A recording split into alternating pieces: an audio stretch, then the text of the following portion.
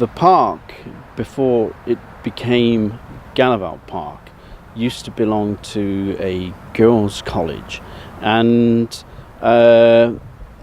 on the 31st of October in 1914, the war in Europe was on a knife edge because the Germans were making some significant gains in getting towards the Channel ports, which was their main objective, so that they could in fact strike at England. The British were on the back foot in October 1914, and the Germans were pushing hard to get through to Antwerp and the rest of the Channel ports, where World War I could have took a significant change to what it did. The very last reserves which the British had were the 2nd Battalion, the Worcestershire Regiment. They had just come out of a line and were recuperating when at General Headquarters this one officer had noticed a gap in the line where the South Wales borderers at Chateau Gheluvelt had been overrun, and they were expecting a main German thrust to come through that point. This officer from headquarters rushed over to the 2nd Battalion, whose officer in charge was a Major Edward Hankey. He rallied his troops and got them to the start line on the edge of Polygon Wood, and the Germans could see troops forming up, and so they sent a massive artillery barrage over, and the Worcesters had nothing to do but to charge through it or stand where they were and be wiped out. So they charged through this barrage and got down to Gheluvelt Chateau, and Major Hankey, typically being British, saw that there were some remnants of the South Wales borderers there who were down to their last few rounds of ammunition, and he saw somebody who he was at Sandhurst with, and in typical British fashion walked over to him and said, "Oh, hello old chap, fancy seeing you here." So they reacquainted their friendship, and the troops from the 2nd Battalion were sent into the village of Gheluvelt, where they pushed the Germans out and took prisoners and got rid of any snipers there what were firing on the Worcesters and the South Wales borderers. This gave the British time to reorganise their defensive. So the Worcesters, along with the South Wales borderers, pulled back some distance behind Gheluvelt Chateau, and the Germans had thought a major British offensive was coming because of this charge by the 2nd Battalion, the Worcestershire Regiment, and that stopped the Germans for over 24 hours until they realised, oh no, it was just another counter-attack to air counter-attack.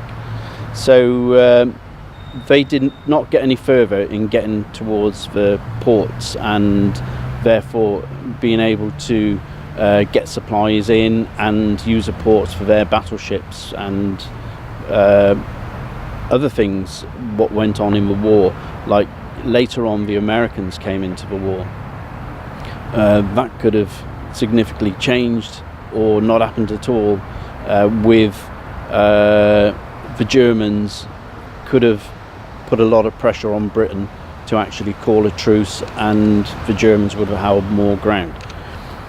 Now, Field Marshal French said that the Worcesters saved the British Empire, and if it wasn't for the actions of the 2nd Battalion, the Worcester Regiment on that day, the course of action would have been significantly different throughout the rest of World War I. This was recognised in Britain, and city councillors and esteemed people in Worcester got together to make a monument to this action, and they decided to acquire this land from this college, and they started to create Gheluvelt Park.